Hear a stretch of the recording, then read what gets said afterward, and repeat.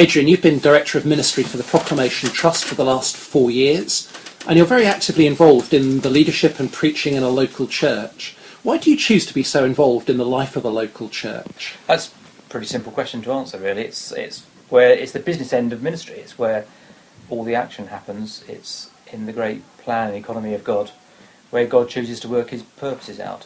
And so it's not that ministries like the Proclamation Trust or colleges or whatever they may be don't have some value and can't serve the church, but it's always that way round. They're serving the local church, and the local church is really where it counts. And it's one of the reasons that at Proclamation Trust we make sure that all the staff are involved in a local church, involved in preaching if they're teaching on the Cornhill course, for example, or involved in some other way. Even our admin staff are involved in the local church. And in fact, when I came to the Proclamation Trust, that was a key thing for me, that I would be able to find a local church in London where I could settle and be involved and serve. So how do you see the work of the Proclamation Trust connecting with local churches? How does the Trust seek to support and encourage ministry in the local church?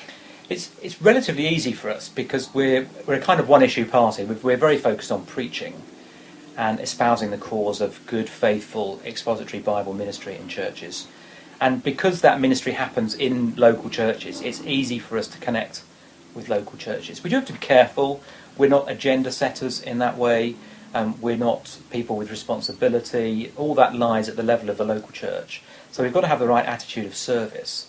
But once we've established that, it's relatively straightforward to have a connection with local churches, because that's where the people we're serving are based, or are hoping to be based, whether they're starting out in ministry and learning the ropes, if you like, of preaching, or whether, and increasingly this is an important part of our ministry, we're encouraging people to keep going with preaching, in which case they're invariably involved in local church ministry. And as you look out on the church scene across the UK and the experience you have of that through your role, what do you think are the big challenges facing local churches in Britain today? I think the biggest challenge is to keep going with the things that are sometimes not particularly glamorous in ministry.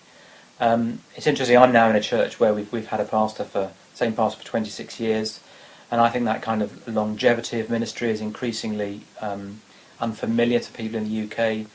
And we need to be encouraging people, I think, to stick at it, even when times are tough. And increasingly, as we preach the gospel faithfully, we're going to be seen as those who are unpopular.